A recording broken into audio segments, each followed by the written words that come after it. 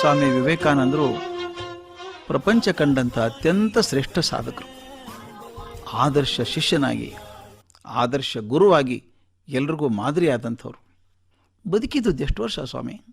ಕೇವಲ 39 ವರ್ಷ ಭೌತಿಕವಾಗಿ ಬದುಕಿದ್ದು.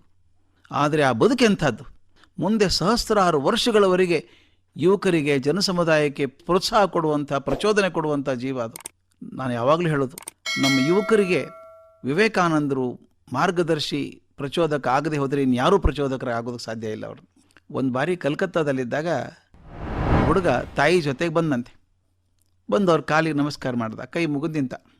ಅವನ ಮೈ ದಡಿವಿ ವಿವೇಕಾನಂದರು ಕೇಳಿ, ಏನಾದರೂ ಹೇಳಬೇಕಿತ್ತೇನೋ ಅಂತ ಕೇಳಿದರು. ಆಗಾತ, ಸ್ವಾಮಿ ನಾನು ದಯವಿಟ್ಟು ಅಧ್ಯಾತ್ಮ ಅಂದರೆ ಏನು ಹೇಳಿಕೊಡಿ ಎಂದಂತೆ.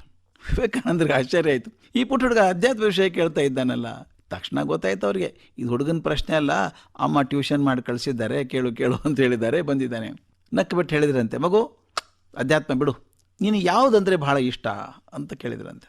ಆ ಹುಡುಗ ಹೇಳ್ದ, ನನಗೆ ಫುಟ್ಬಾಲ್ ಅಂದರೆ ಭಾಳ ಇಷ್ಟ ಸ್ವಾಮಿ ಅಂತ. ಜೋರ ನಕ್ಬಿಟ್ರು. ಮಗು ನೀ ಅಧ್ಯಾತ್ಮ ಕೇಳ್ತಾರೆ ಇದೀಗ, ಅಧ್ಯಾತ್ಮ ಅಂದರೆ ಫುಟ್ಬಾಲ್ ಏನೋ ಅಂದರು. ಹಂಗೆ ಆಶ್ಚರ್ಯ ಆಯಿತು, ಫುಟ್ಬಾಲ್ ಹೆಂಗೆ ಅಧ್ಯಾತ್ಮ ಆಗತ್ತೆ? ಅವ್ರು ಹೇಳಿದ್ರು, ನೋಡು ಫುಟ್ಬಾಲೇ ಅಧ್ಯಾತ್ಮ. ಒಂದು ಸಿಂಪಲಾಗಿ ಹೇಳ್ತೀನಿ ಕೇಳು, ನೀ 2 ವರ್ಷಕ್ಕೆ ಫುಟ್ಬಾಲ್ ಆಡು, ಚೆನ್ನಾಗಿ ಫುಟ್ಬಾಲ್ ಆಡು, ಬಾ ಆಮೇಲೆ ನಾನು ನಿನಗೆ ಹೇಳ್ಕೊಡ್ತೀನಿ ಅಧ್ಯಾತ್ಮದ ಬಗ್ಗೆ ಅಂತ. ರೋಗಿ ಬಯಸಿದ್ದು ಒಂದೇ, ವೈದ್ಯ ಹೇಳಿದ್ದು ಒಂದೇ. ಆರಾಮಾಗಿ ಹೋದ, 2 ವರ್ಷ ಆಟ ಆಡ್ದ, ದೇಹ ಬಲಿಷ್ಠ ಆಯಿತು, ಖುಷಿಯಾಗಿ ಬಂದ. ಸ್ವಾಮೀಜಿ ಮತ್ತೆ ಭೇಟಿಯಾದ. ಸ್ವಾಮೀಜಿ ಹೇಳಿದ್ರಿ ನೀವು ಅಧ್ಯಾತ್ಮಕ್ಕೆ ಹೇಳ್ತೀನಿ ಅಂತ, ಹೇಳಿ ಅಂತ. ಕೂತ್ಕೋ ಇಲ್ಲಿ ಅಂದರು. ನೋಡೋ ಈಗ ನಿನಗೆ ಅಧ್ಯಾತ್ಮ ಚೆನ್ನಾಗಿ ಅರ್ಥ ಆಗುತ್ತೆ. ಫುಟ್ಬಾಲ್ ಮೈದಾನ ಗೊತ್ತಾ ನಿನಗೆ? ದೊಡ್ಡ ಮೈದಾನ ಇದೆ, ಈ ಕಡೆ ಒಂದು ಗೋಲ್ ಇದೆ, ಆ ಕಡೆ ಒಂದು ಗೋಲ್ ಇದೆ. ಬೌಂಡ್ರಿ ಹಾಕಿದ್ದಾರೆ ತಾನೆ ಗ್ರೌಂಡಿಗೆ? ಹೌದು ಸರ್, ಬೌಂಡ್ರಿ ಹಾಕಿದ್ದಾರೆ. ಆಮೇಲೆ ಈ ಕಡೆ 11 ಜನ ಬರ್ತಾರೆ, ಆ ಕಡೆಯವ್ರು 11 ಜನ ಬರ್ತಾರೆ ಮೈದಾನಕ್ಕೆ, ಅಲ್ವೇನೋ? ಹೌದು ಸ್ವಾಮಿ. ಎಷ್ಟು ಚೆಂಡು ತೊಗೊಂಬರ್ತಾರೆ? ಒಂದೇ ಚೆಂಡು.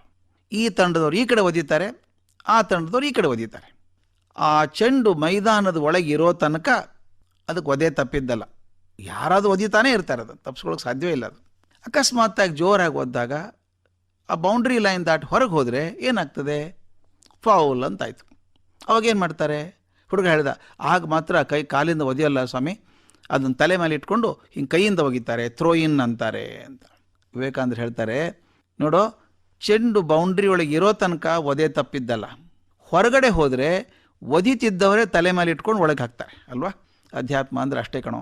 ಎಲ್ಲಿವರೆಗೂ ನೀನು ಬರೀ ದೇಹ ಅಂತ ತಿಳ್ಕೊತೀಯೋ ಅಲ್ಲಿವರೆಗೂ ನೀನು ಸುಖ ದುಃಖದ ಒದೆ ತಪ್ಪಿದ್ದಲ್ಲ. ಸುಖದ್ದು ಒದೆನೇ ಅದು, ಕಿಕ್ ಆಫ್ ಜಾಯ್ ಅಂತಾರೆ.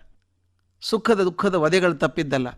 ಆದರೆ ನಾನು ಬರೀ ದೇಹ ಅಲ್ಲ, ದೇಹಾತೀತನಾದವನು, ಅದ್ಭುತ ಶಕ್ತಿಯ ಒಂದು ಅಂಶ ನಾನು ಅಂತ ಯಾವಾಗ ಭಾವಿಸ್ಕೋತೀಯೋ ಆಗ ಒದೆ ಬರ್ತಿತ್ತಲ್ಲ, ಅದೇ ಜನ ತಲೆ ಮೇಲೆ ಇಟ್ಕೊಂಡು ಮೆರೆಸ್ತಾರೆ ನಿನ್ನ. ಎಷ್ಟು ಚೆನ್ನಾಗಿದೆ ನೋಡಿ.